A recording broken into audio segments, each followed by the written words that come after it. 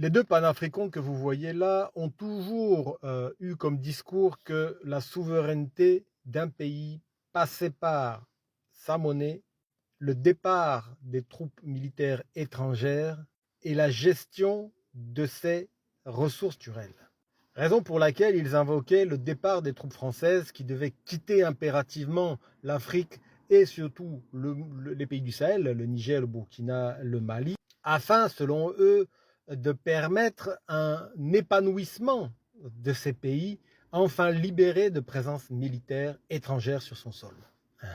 Le fait d'avoir une présence militaire sur son sol était un signe de colonisation.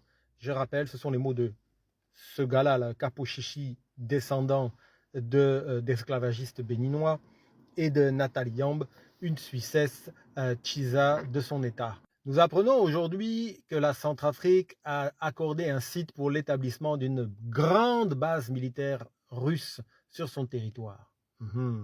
La souveraineté de l'État est donc mise à mal et nul doute que demain, Nathalie Yamb et Kémy Séba viendront nous rappeler qu'il ne faut pas avoir une base militaire étrangère sur son sol. C'est un signe de soumission et de colonisation. Mieux encore, le Burkina Faso, lui, pour quelques misérables drones turcs, ont cédé carrément non seulement 2 mines, pas une, mais 2 mines aux Turcs, qui se sont empressés de justifier l'établissement de bases militaires turques, 2 bases militaires, pas une, mais 2 bases militaires, bien entendu autour des sites qui sont exploités par la société turque. Les mines en question sont celles de Tambao, qui est une mine de manganèse, et celle d'Inata, qui est une mine d'or. Alors, je vois déjà arriver les Afro-Maboules qui viendront me dire « Ah, ça te fait mal, petit Français, parce qu'on a retiré ça aux Français. » Eh bien non, Inata appartenait en fait au Baladi Group, qui est un groupe indien, car pour ceux qui connaissent un petit peu le marché de l'or, la plaque tournante de l'or et du diamant est maintenant en Inde. Le circuit fait Dubaï, l'Inde et puis le monde entier. Quant à la mine de Tambao, elle appartenait quant à elle à Frank Timis, qui est un Australien d'origine roumaine.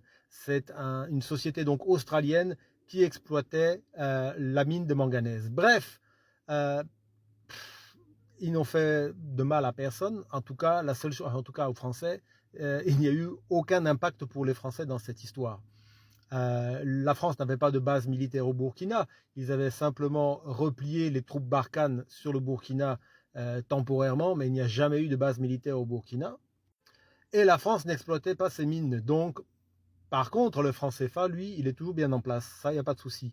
Il faut savoir d'ailleurs que la Turquie se fait payer en franc CFA les drones. Et lorsqu'ils vont reverser un mini pourcentage d'exploitation de la mine au Burkina, ça sera également en franc CFA.